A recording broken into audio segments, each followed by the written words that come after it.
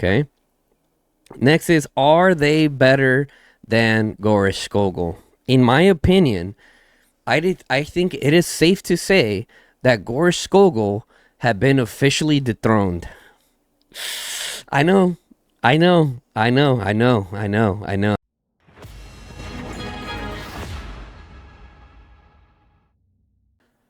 What is going on, guys? Your boy Guns here, and it is about time. I'm gonna put out my official Kuma guide for you guys. I feel like with the past days that we've had the new inventory, with my own testing and also with the help of the community, man, I think I've been able to put together some solid tips for you guys when it comes to Kuma, okay, and also answer some important questions like, who should you invest first? Are they better than Goresh Skogul? Should you still go for Goresh Skogul? And just like, very popular questions like that I answer on a day-to-day basis, either through PMs or my live streams, okay?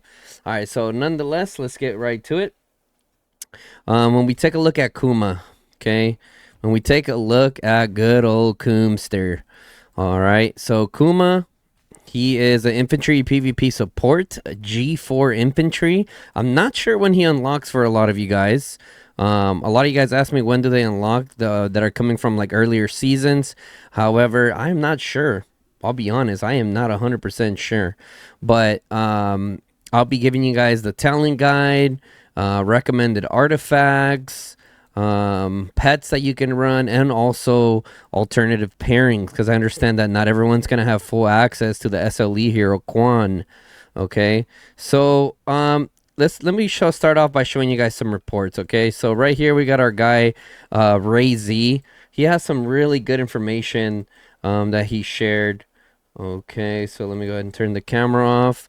So let's see. Okay, so he was sending me a few reports here. I'm just gonna kind of show you guys like how crazy they are, right? So here he is in a rally versus Bossman City.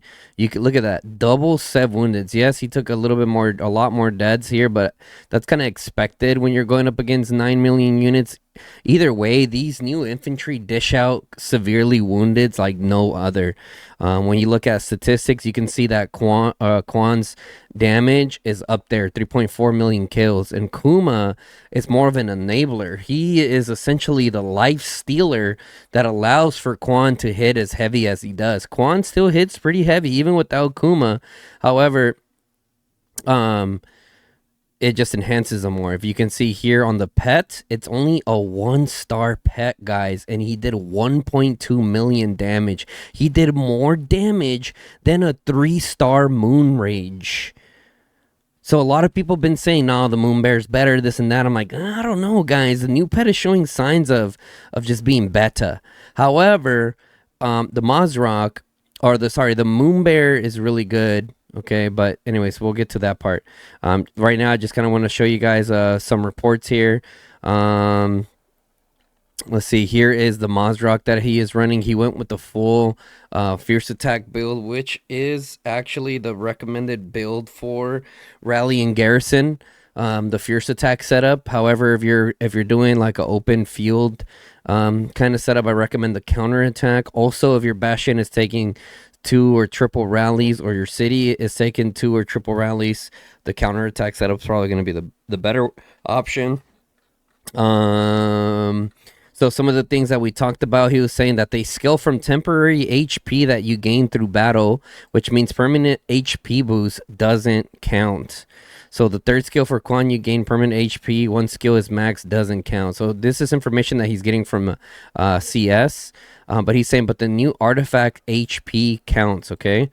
Like I said, we're just going over. So right here, he said, CS said Kuan or new pet doesn't scale from HP that's healed during battle. So don't think that we need a max healing on talents for more damage. So essentially, like, you might have the misconception of, putting some more like healing talents within the pet, thinking that, the more healing that it does, like the more HP it's going to ultimately have, the more damage, but it ends up not scaling that way. So let's go ahead and Come over here. So Bad Dog has been getting some of the best reports that I have seen, guys. Look at this. 97.2K, 161.9K, 59.9K, 53.9K, absolutely cooking, 117K, 68.9, 136.4, 105.8, and 80.2K. This is him rallying some cities. Just look at the severely woundeds, man. Like, holy smoke. Absolutely smacking people.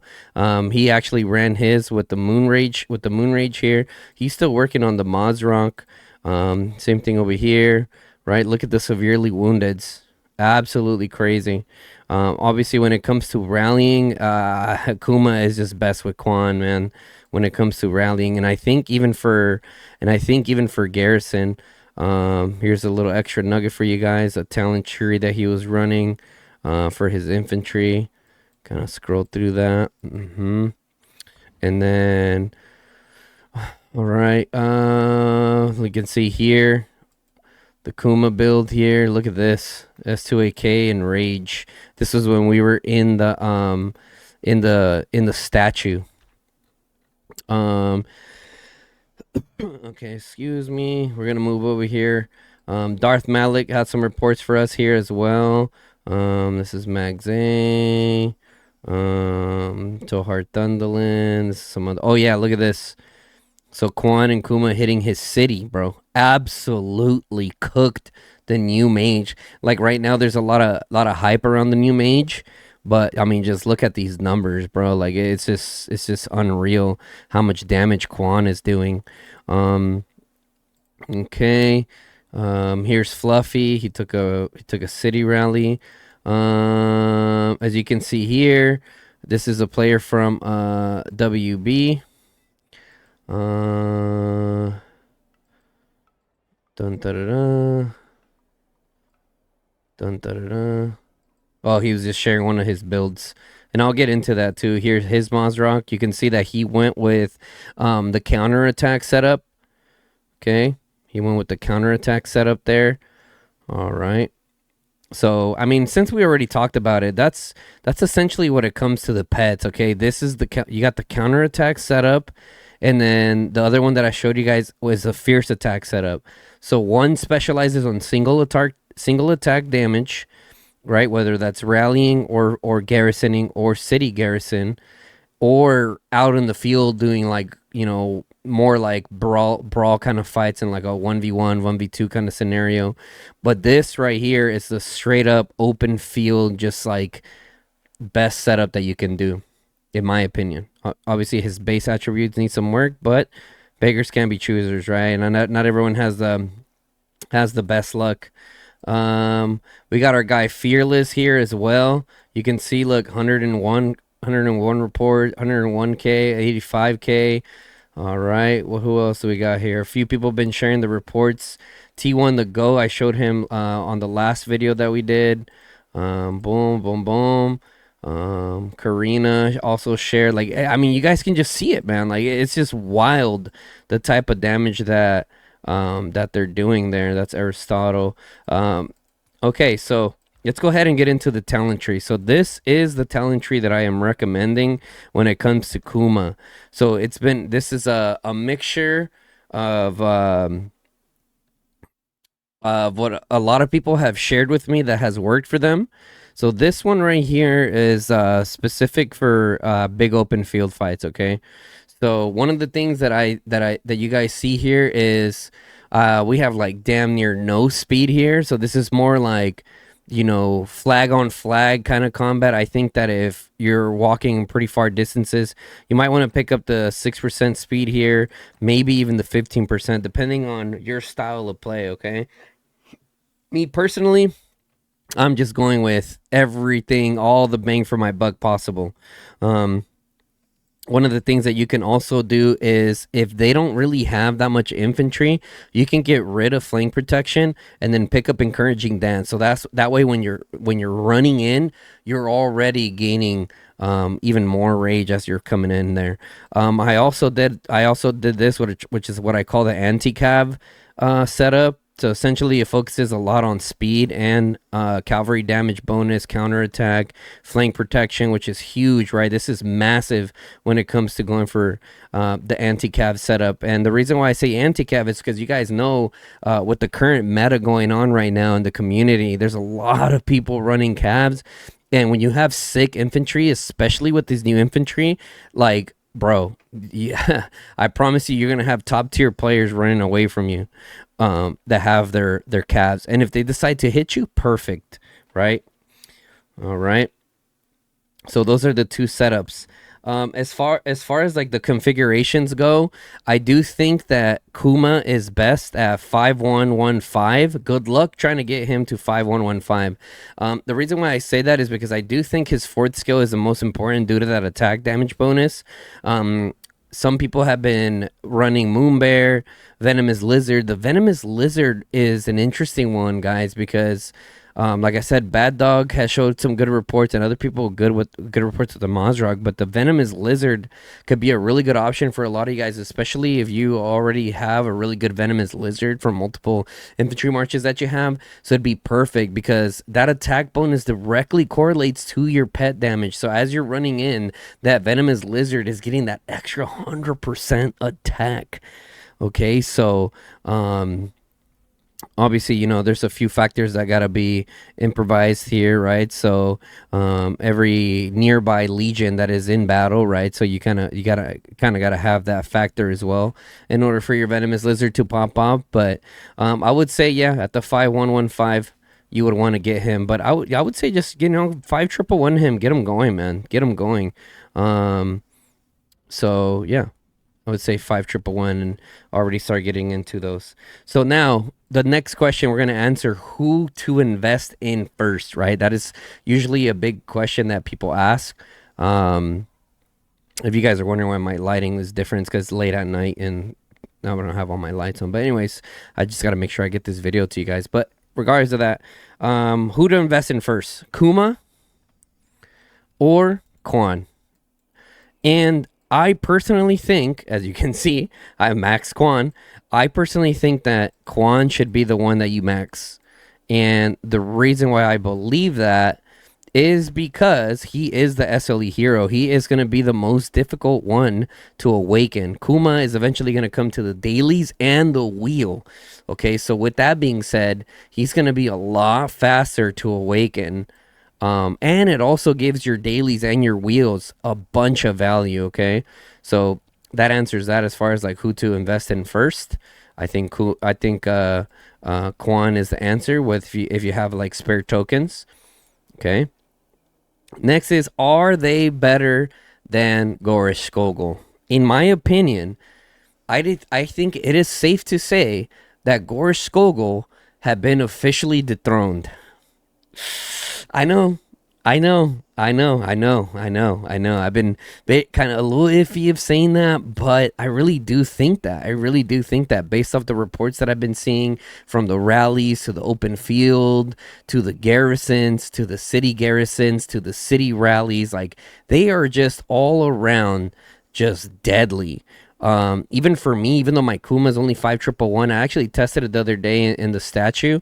I was getting like I got some low like 14 and 15Ks, but I was still getting like a 20K report. And if you guys know how infantry works, they don't necessarily get the best merits when you rush them and crash into other infantry and then their range units absolutely wreck you. Infantry gets the best merits whenever you're able to get into the middle of a ball and around a bunch of range units, right? Because Kuan's going to be able to do his AoE damage. Kuma's going to do all his little life stealing stuff that he does. So if you're looking for reports, my recommendation is going to be, at least for this season, wait till they're on your territory, right? You get the territory buffs, rush into the middle of the ball, turn on your stewardship to get all the extra stuff out of that. That's how you're going to get some monster reports, if that's what you guys are looking for. Besides that, some of the things that people were saying out in the field, at least 30, 40K reports when you have them fully max plus in top tier KVKs. Lower tier KVKs, yeah, you're going to be cooking like, some 100K pluses. Let's see. Alternatives for Kuma. I've seen people run them with Goresh. I've seen people run Kuma with Skogul. I've seen people run Kuma with all kinds of different infantry. I think that Kuma is very versatile when it comes to his pairing. So it's really going to depend on what you guys have. So my recommendation as far as alternative pairings is work with what you have already. Okay, work with what you have already, guys. That can because I'm not gonna, everyone has a bunch of different things that they're working on. So when it comes to alternative pairings, like the purpose of an alternative pairing is to work with something you already have. When you talk alternative pairings, it's not like, hey, you should go for, you can go with this pet or you can go with this hero next. No, that's not the case, right? Because if we're doing that conversation, then obviously I'm gonna tell you to go with Kuan. And there's also the excuse of, oh, well, I'm free to play or low spend. Figure it out, dude. I did it on my free to play account when it comes to SLE heroes. I have a few of them on there. You just have to plan accordingly and you'll be able to do it. Okay, so we went over the talent trees. As far as the pets, I do think the Mozrock is going to be the best pet for it. Venomous Lizard and Moonbear are some good alternatives as well. When it comes to the artifact, Serpent's Edge is going to help get that HP boost that it needs because it directly scales the new infantry scale with this new artifact. You can see there that I'm at the 60% HP bonus there with mine. So it's just going to, really depend on what you guys are working on. So other artifacts that I have done, Spearbone Torque has been great, especially mine because it's exemplar. I've also ran the Hammer. I've also ran Courageous Rush. I've also ran Entangling Flames. If you don't have any of those and you're a little bit more free to play, Thunder Shadow is also really good. Why is it called Thunder Shadow? Wait, what? Am I smoked? Is it not Fang of Ishkari anymore? When did they change that? Did they change that? I'm bugging. Am I bugging? No, it's still Fang of Ishkar, but I think the level is called Thunder Shadow. Okay, cool. I thought I was bugging for a second. So Fang of Ishkari is also an awesome alternative that you guys can run there as far as the artifacts go. But yeah, those are gonna be the things, man. We covered the artifacts, the pets, the talents, the pairings. I even showed you guys a rally setup for Kuan, which a lot of content creators don't share rally stuff because it's pretty pinnacle to Bastions. However, it's not a set in final stone situation. So yeah, that's gonna really be it, guys. They are meta. And I really do think that if you're a mid spender or if it's your budget, that they are a must invest. For those of you guys now that are sitting here watching this video thinking, man, I'm almost done with my Goresh Skogul. Do I just stop working on Goresh Skogul? You know what I mean? Like, do I now start working on the new heroes? Do not fall for that trap, guys. You guys have heard me say before in the past, okay? Finish your projects. Goresh Skogul are still an amazing pairing. I've gotten a 100K report with Goresh Skogul this season. I've gotten several 60Ks, 70Ks with them as well. So they're not like useless. They're amazing. On top of that, infantry struggles a lot with stamina usage when it comes to the upper level KVKs. However, if I had to choose one, I would definitely choose the new heroes. Even on my wife's account, we're going for the new heroes for her. So anyways, guys, if you guys enjoyed the Kuma guide that I provided here for you guys, we'll look at putting one together for Kuan. Yeah, I'll look at putting one together for Kuan for you guys. But if you guys enjoyed the coverage, guys, make sure you guys drop a like on the video. It definitely helps us out a ton. And if you're not subscribed to the channel, guys, hit that sub button, turn on the bell notification. Lets you guys know when I go live or drop a new video, guys. We just hit 7K, guys, 7K subscribers. All of them from Call of Dragons. Every single subscriber, a Call of Dragons supporter. So that's huge, guys. I appreciate you guys so much. Let's continue growing our community and let's stay strong, guys. It's your boy Guns, and I'm out. Peace, y'all.